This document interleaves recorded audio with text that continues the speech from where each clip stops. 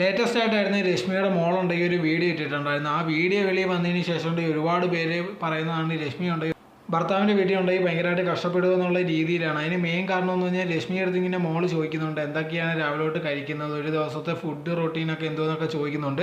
അതിൻ്റെ ഇടയിൽ ഇത് കണക്ക് രശ്മി പറയുന്നുണ്ട് ഇവിടെ വന്നതിന് ശേഷം എനിക്കങ്ങനെ ഫ്രൂട്ട്സോ അല്ലെങ്കിൽ ചിപ്സോ ഒന്നും കഴിക്കാനൊന്നും പറ്റുന്നില്ലായിരുന്നു.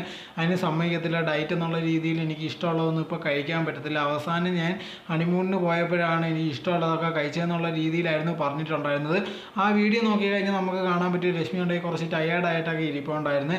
ഇത് വെളി വന്നതിന് ശേഷം ഒരുപാട് പേര് എന്തോ ഇങ്ങനെ കാണിക്കുന്നത്, കല്യാണം കഴിഞ്ഞ് പോയെന്ന് വെച്ചാൽ അടിമയായിട്ട് വെക്കാനൊന്നും പറ്റത്തില്ല അങ്ങനെ ഇങ്ങനെയൊന്നും പറഞ്ഞ് ഒരുപാട് പേരുണ്ടെങ്കിൽ പല രീതിയിലുള്ള കമൻറ്റ്സ് ഇടുന്നുണ്ടായിരുന്നു. അതിന് മറുപടി എന്നുള്ള രീതിയിലുണ്ടെങ്കിൽ ലേറ്റസ്റ്റ് ആയിട്ട് മോളുണ്ടെങ്കിൽ ഒരു വീഡിയോ ഇട്ടിട്ടുണ്ടായിരുന്നു. അതിനകത്ത് പറഞ്ഞൊരു കാര്യം എന്ന് പറഞ്ഞാൽ ഒരുപാട് പേരുണ്ടെങ്കിൽ തെറ്റിദ്ധരിച്ചിട്ടുണ്ട്. അതുപോലെ തന്നെ ഞങ്ങളത് സംസാരിച്ച് മൊത്തം തീർത്തത് പോലും ഇല്ല. ഇതുണ്ടെങ്കിൽ ആൾക്കാർ കണ്ടിട്ട് ഞങ്ങൾ അങ്ങനെ അല്ലെങ്കിൽ രശ്മി ഭയങ്കരമായിട്ട് കഷ്ടപ്പെടുത്തുമെന്നുള്ള രീതിയിലൊക്കെ വിചാരിക്കുന്നുണ്ട്. അങ്ങനെയൊന്നുമല്ല, അങ്കിളുണ്ടെങ്കിൽ നല്ലൊരാൾ തന്നെയാണ്.